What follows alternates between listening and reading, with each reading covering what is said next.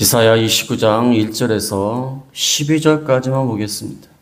1절에 슬프다 아리엘이여 아리엘이여 다에스의 진친 성읍이여 해마다 절기가 도려오려니와 내가 아리엘을 괴롭게 하리니 그가 슬퍼하고 애곡하며 내게 아리엘같이 되리라. 내가 너를 사면으로 둘러 진을 치며 너를 에워 대를 쌓아 너를 치리니 내가 낮아져서 땅에서 말하며 내 말소리가 나직히 티끌에서 날 것이라. 내 목소리가 신접한 자의 목소리같이 땅에서 나며 내 말소리가 티끌에서 칙거리리라. 그렇지라도 내 대적의 무리는 세미한 티끌 같겠고 강판 자의 무리는 날려가는 겨 같으리니 그 일이 순식간에 갑자기 일어날 것이라. 만군의 여호와께서 우레와 지진과 큰 소리와 회오리 바람과 폭풍과 맹렬한 불꽃으로 그들을 징벌하실 것인즉 아리엘을 치는 열방의 무리 곧 아리엘과 그 요새를 쳐서 그를 공고하게 하는 모든 자는 꿈같이 밤의 환상같이 되리니 줄인 자가 꿈에 먹었을지라도 깨면 그 속은 여전히 비고 목마른 자가 꿈에 마셨을지라도 깨면 곤비하며 그 속에 갈증이 있는 것 같이 시온산을 치는 열방의 무리가 그와 같으리라. 너희는 놀라고 놀라라. 너희는 맹인이 되고 맹인이 되라. 그들의 취함이 포도주로 말미암이 아니며 그들의 비틀거림이 독주로 말미암이 아니라 대저 여호와께서 깊이 잠들게 하는 영을 너에게 부어주사 너희의 눈을 감기셨음이니 그가 선자들과 너희의 지도자인 선견자들을 덮으셨음이라. 그러므로 모든 계시가 너희에게는 봉헌책의 말처럼 되었으니 그것을 글 아는 자에게 주며 이르기를 그대에게 청하노니 이를 읽으라 하면 그가 대답하기를 그것이 봉해졌으니 나는 뭔 읽겠노라 할 것이요. 또 그 책을 그 모르는 자에게 주며 이르기를 그대에게 청하노니 이를 읽으라 하면 그가 대답하기를 나는 그를 모른다 할 것이니라. 아멘. 오늘은 37주 이사야 29장 1절에서 16절까지인데 오늘은 12절까지만 하겠습니다. 본문의 말씀은 예루살렘에 대한 심판과 영적 무지에 대해서 나와 있습니다. 하나님이 예루살렘을 심판하실 것이다. 28장부터 북쪽 이스라엘과 남쪽 유다의 심판에 대해서 말씀하셨는데 그 28장 1절에 보면 28장 1절에 에브라임의 술 취한 자들의 교만한 멸관은 화 있을진저. 북이스라엘 에브라임의 교만한 멸관이 화가 있을진저. 오늘 29장 1절에 슬프다 그랬습니다. 이것도 화 있을진저란 말입니다. 화 있을진저, 슬프다. 그 다음에 오늘 본문 29장 15절에 자기의 계획을 여호와께 깊이 숨기라는 자들은 화 있을진저. 28장으로부터 시작된 이스라엘 백성을 향해서 하나님은 화 있을진저, 슬프다, 또 화 있을진저. 오늘 28장, 그 다음에 29장에 이어서 29장에 슬프다, 두 번째 화 있을진저, 세 번째로 15절에 화 있을진저. 이러면서 하나님의 백성에 대한 심판을 말씀하고 있습니다.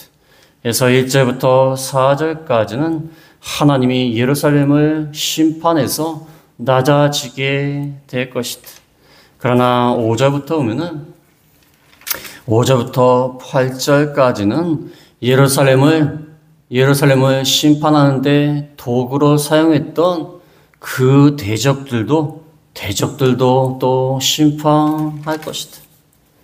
그 다음에 9절부터 12절까지는 이 예루살렘이 왜 심판을 당해야 되는가? 그것은 그들이 하나님의 말씀을 제대로 깨닫지 못하고 하나님의 말씀을 무시하는 그러한 가운데 있었기 때문에 하나님이 이 예루살렘을 심판하신다. 예루살렘을 심판하실 때 아수르를 사용해서 심판하시는 그런 내용이 나와 있습니다. 오늘 공과책의 요절 말씀처럼 공과책의 요절 말씀이 29장 13절인데 내 백성이 입으로는 나를 가까이하고 입술로는 나를 공경하지만 마음은 내게서 떠났도다. 형식적이고 외식적인 신앙생활하는 그들을 그 예루살렘, 성전에 있는 예루살렘 성전을 하나님이 대적을 사용해서 심판하신다. 그들은 하나님의 말씀을 무시하고 멸시하면서 입으로만 외식으로만 하나님을 섬기다가 이렇게 심판당할 수밖에 없다는 것입니다. 1절에 보면은 1절부터 4절 예루살렘에 심판당한 것을 말합니다. 1절에 슬프다 아리엘이여 아리엘이여 다윗이 진친 성읍이여 해마다 절개가 돌아오려니와 슬프다 화에스 진저 아리엘이여 아리엘은 하나님의 번제단을 말합니다. 번제단 위에 지물을 올려놓고 하나님께 제사를 드릴 때 불에 태워서 제사를 드립니다. 그래서 하나님의 번제단은 날마다 불이 붙어 있어요. 날마다 불이 붙은 그 하나님의 번제단. 하나님의 번제단이 있는 예루살렘을 말합니다. 번제단이 있는 성전은 예루살렘에 있었어요. 하나님의 번제단이 있는 이 예루살렘, 아리엘이요, 아리엘이요. 이 예루살렘은 다윗이 진을 쳤습니다. 다윗이 여부스 족속에게서 빼앗았습니다. 포위를 해갖고 빼앗았어요. 다윗이 포위를 해서 여부스 족속이었던 예루살렘을 빼앗았습니다. 사무엘하 5장 7절에 보면 사무엘하 5장 7절에 다윗이 시온산성을 빼앗았으니 이는 다윗성이라. 시온산성을 빼앗아서 다윗성이라고 하였습니다. 진을 쳐갖고 빼앗은 그 아리엘, 하나님의 번제단이 있는 예루살렘 성읍이요. 이제는 화가 있도다. 예루살렘은요, 그렇게 쉽게 점령할 수 있는 곳이 아닙니다. 근데 하나님이 은혜를 주셔가지고 공격을 해서 빼앗았어요. 그 다음에 그 예루살렘은요, 침략을 거의 당한 적이 없어요. 난공불락이에요, 난공불락.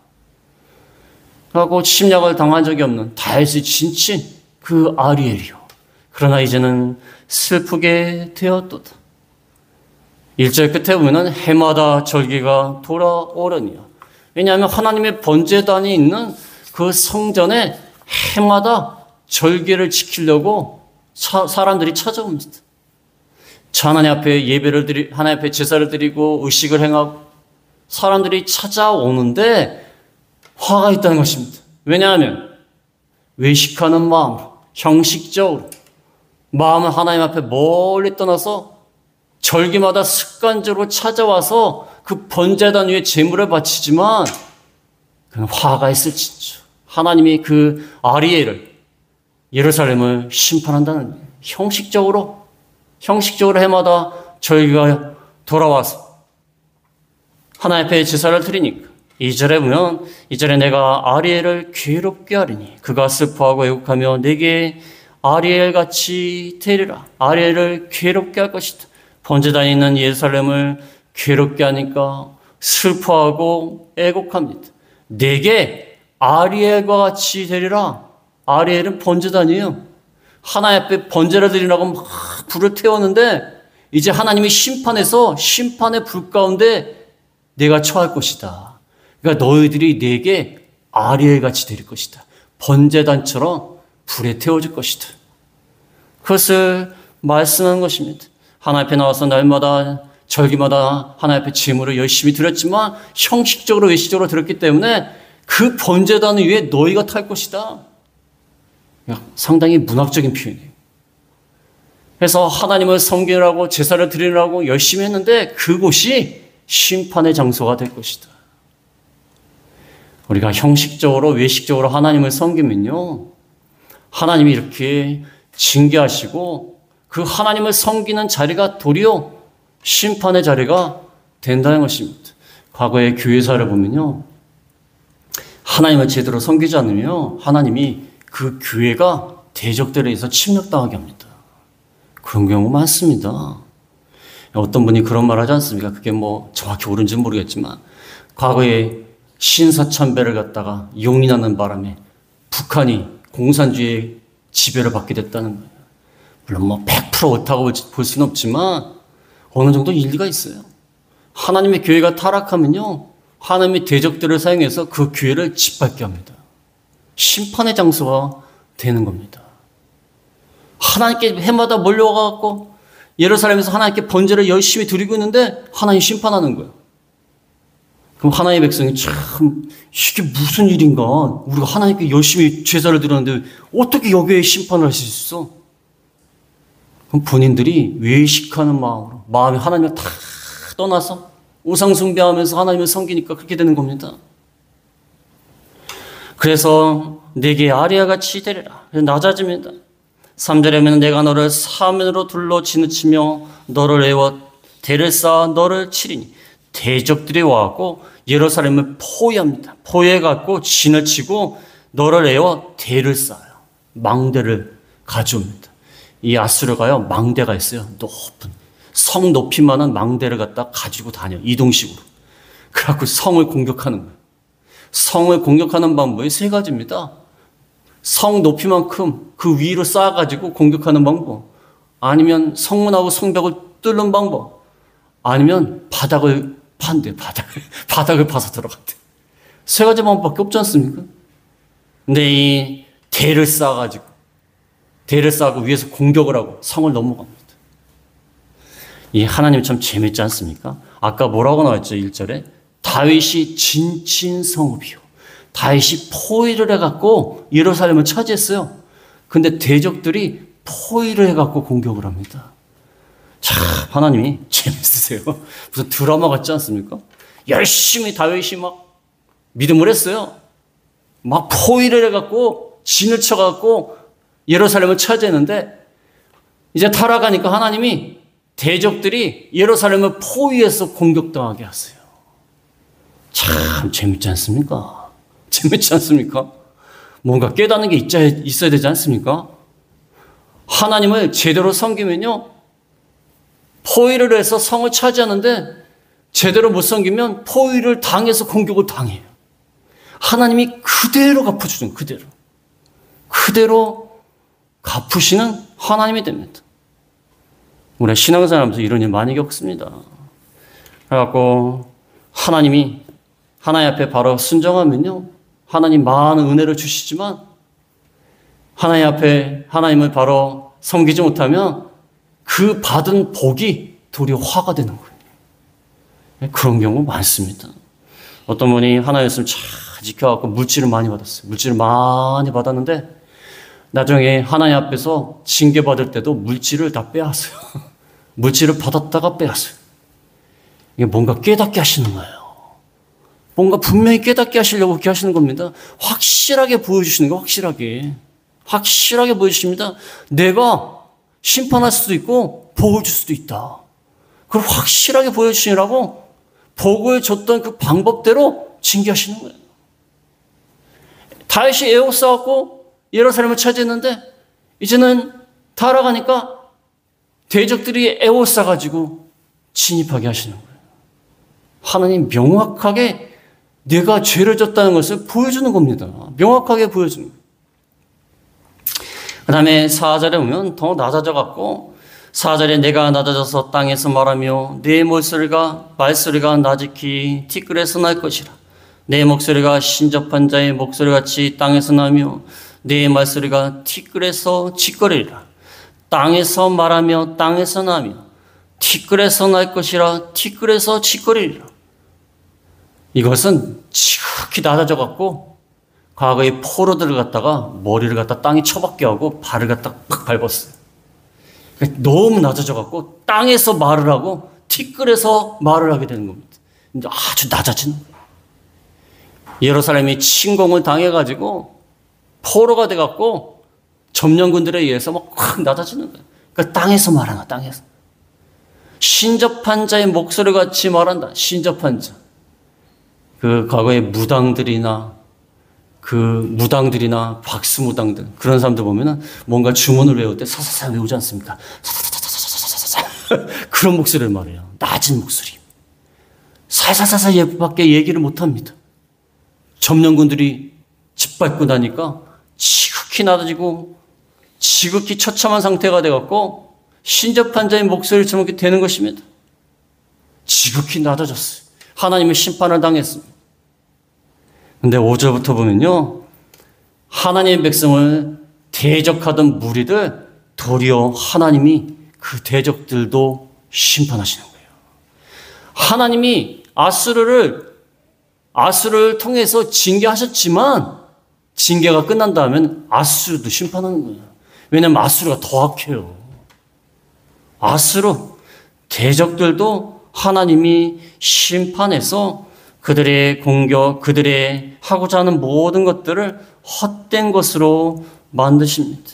5절에 보면 5절에 그럴지라도 네 대적의 무리는 세미한 티끌 같겠고 강포한 자의 무리는 날려가는 겨 같으리니 그 일이 순식간에 갑자기 일어날 것이라.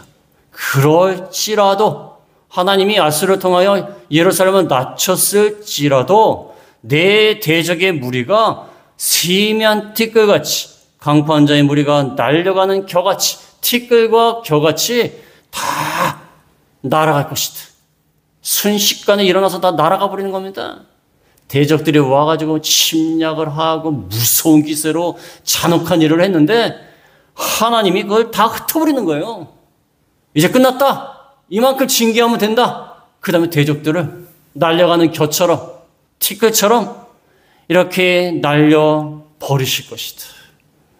하나님의 말 한마디에 다 날려가는 겨처럼 세밀한 티끌처럼 갑자기 다 물러가게 되는 것입니다. 그 당시에도요, 히스기야 때 사네립이 와가지고 그 사네립의 군대 장관 납사기가 와갖고 온갖 모욕을 하고 예루살렘을 포위했지만 하나님이 천사를 보내서 18만 5천 명을 멸하게 하셨어요. 순식간에. 무서운 기세로 왔지만 하나님이 징계하시라고 그렇게 하신 거예요. 그러나 회개하고 돌아왔으면요, 하나님이 순식간에 다 날려버리는 거예요. 우리가 죄를 져서 고난을 당하고 징계를 당할 때는 무섭습니다. 그러나 우리가 회개하면요, 하나님이 순식간에 그를 걷어가신다는 거예요. 순식간에 걷어가십니다.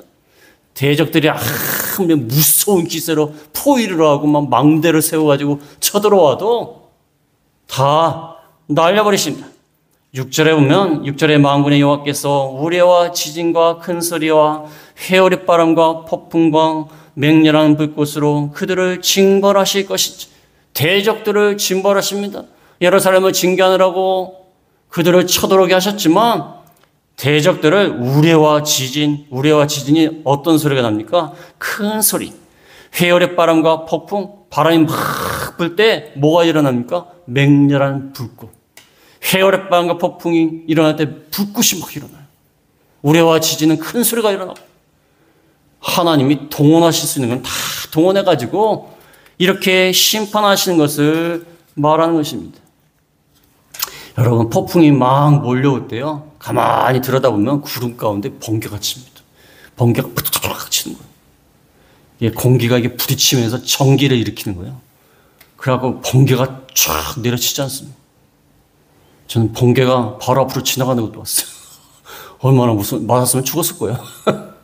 부드럭 지나가는데, 이건 뭐, 번개 얘기할 때마다 그 생각나요. 하나님이 얼마나 위엄이 있습니까? 자연의 모든 걸 다 동원해가지고 얼마든지 심판합니다. 하나님이 요즘 하도 환경을 파괴하니까 하나님이 이렇게 피해를 당하게 하시지 않습니까? 인간이 문제예요, 인간이. 자연을 이렇게 파괴하니까 지금 비가 너무 많이 와서 문제고, 안 와서 문제고, 너무 더워서 문제고, 너무 추워서 문제고. 이게 다 인간이 자업자득이에요. 자업자득으로 간 겁니다. 누가 그렇게 하라고 했습니까? 이 지구의 온도가 높아지니까 이게 문제가 다 생기는 거예요. 하나님이 어련히 알아서 지구의 온도를 맞춰놨는데 그 열심히 공장에서 막 열기를 내니까 이 지구가 뜨거워져가지고 이 지구 전체가 지금 다 앓고 있어요. 감기 환자가 열이 나는 것처럼 열이 나고 있는 거예요. 지금 열이. 하나님이요, 이 자연을 통해서 얼마든지 역사할 수가 있다는 것입니다. 그래서 그들의 노력이 꿈같이 되리라. 7절에 보면 7절에 아리엘을 치는 열방의 무리 곧 아리엘과 그 요새를 쳐서 그를 공고하게 하는 모든 자는 꿈같이 밤에 환상같이 되리니 줄인 자가 꿈에 먹었을지라도 깨면 그 속은 여전히 비고 목마른 자가 꿈에 마셨을지라도 깨면 곤비하며 그 속에 갈증이 있는 것 같이 시온산을 치는 열방의 무리가 그와 같으리라. 아리엘을 치는, 예루살렘을 치는 무리들이, 그들이 공고하게 하는 모든 자가 꿈같이 밤의 환상처럼 되리라. 꿈같이 밤의 환상처럼. 그래서 8절에 보면 줄인 자가 배가 고픈데 꿈에서 막 먹었어요. 배가 고프니까 꿈에서 막 먹었어요. 꿈에서 먹으면 뭐합니까? 깨면 그 속은 여전히 비어있어요. 그 다음에 목마른 자가 목이 말라요. 근데 꿈에 많이 마셨어요. 근데 깨면 어떻게 하죠? 여전히 곤비하고 갈증이 있어요. 그래서 시온을 치는 열방의 무리가 헛된 꿈같이 그들의 원하는 것을 절대로 이룰 수가 없다. 그들이 아무리 대적의 무리, 열방의 무리, 다국적 군을 동원해 갖고 쳐들어와도 그들은 꿈을 꾸는 것처럼 밤의 환상처럼 아무것도 이룰 수 없다. 우리가 꿈에 아무리 먹고 마셔도 아무것도 얻지 못합니다. 제가 어렸을 때 하도 소풍을 가고 싶어하고 꿈만 꾸면 소풍 가는 꿈 꿨어요. 소풍 가서 김밥 먹는 재미.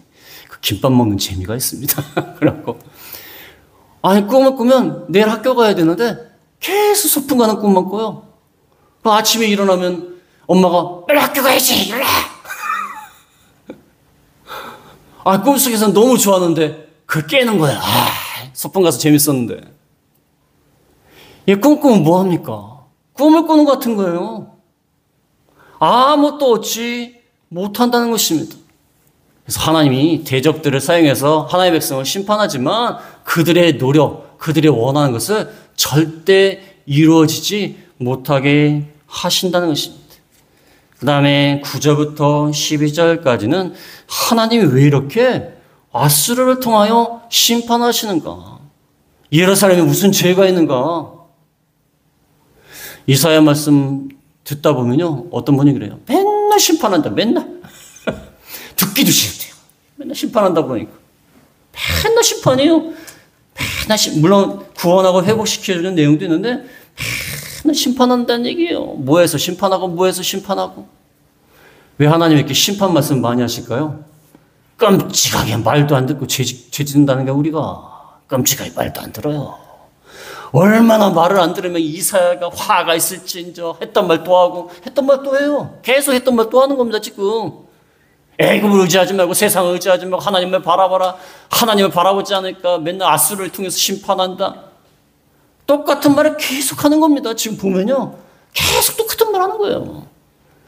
끔찍이 말도 안 들어요. 그러니까 하나님이 이렇게 반복하는 겁니다. 말 안 들어요. 심판의 말씀이 싫다고 요즘 선지서를 잘 안 가르쳐요. 심판하는 게 싫으니까. 맨날 복 받는 것만 가르쳐요. 하나님 믿으면 복 받습니까?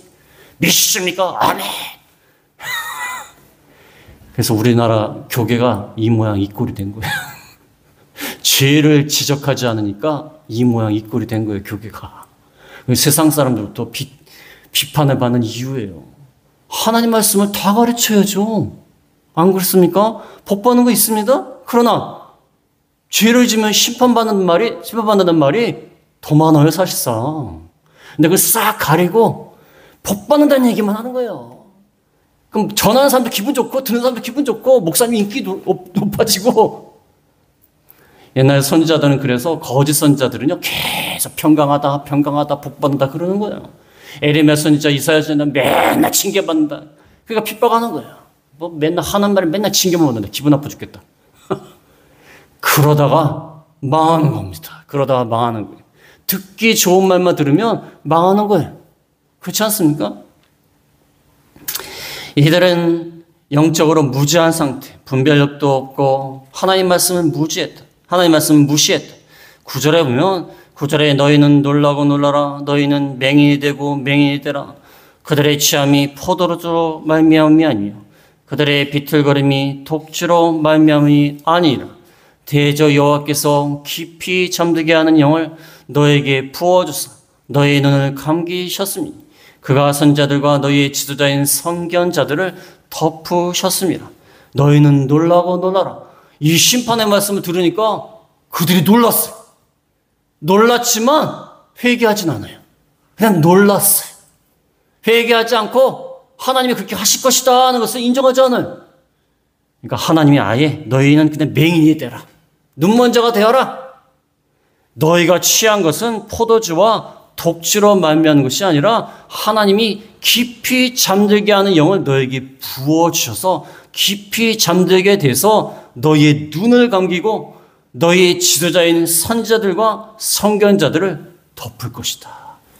여기서 또 그들이 하나님의 말씀에 대해서 놀라기만 하고 인정하고 돌아올 생각을 하지 않고 회개하지 않고 하나님의 말씀을 안 들으니까 야 차라리 눈이 멀어라.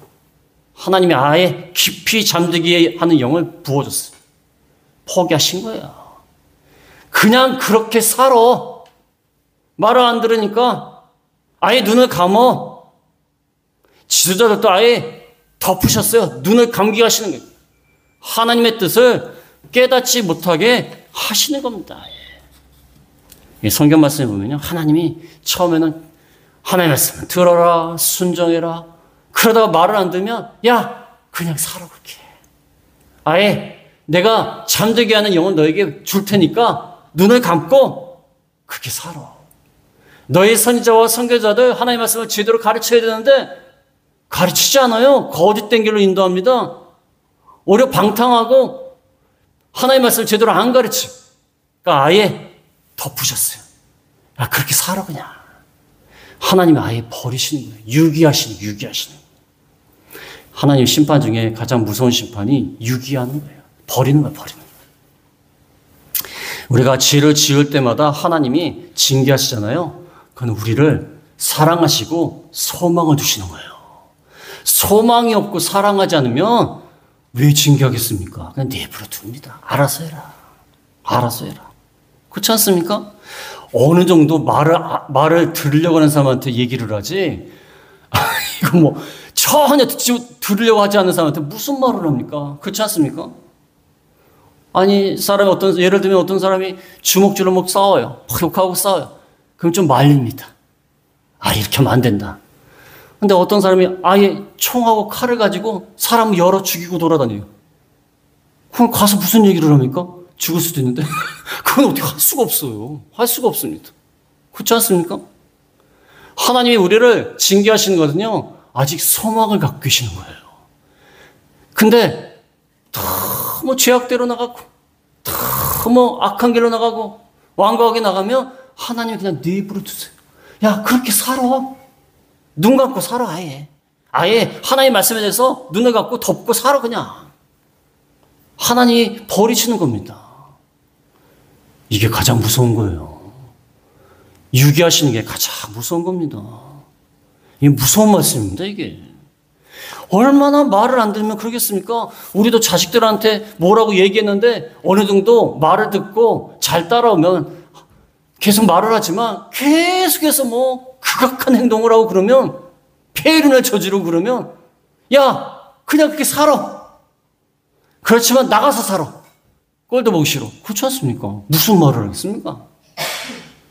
하나님이 이런 단계에 온 겁니다. 그래서 아예 깊이 잠들게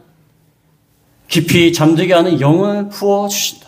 그러니까 11절, 12절에 보면 말씀을 아예 무시하고 멸시합니다. 11절에 그러므로 모든 계시가 너에게는 봉안책의 말처럼 되었으니 하나님의 계시의 말씀을 줬는데 그게 봉안책의 말처럼 되었습니다. 과거에는 이렇게 양피지나 파피루스에 이렇게 말씀을 쓴 다음에 두루두루 말아가지고 끈으로 묶어갖고 봉인을 했어요. 보관하느라고. 근데 말씀을 읽을 때는 그걸 풀러갖고 말씀을 읽지 않습니까?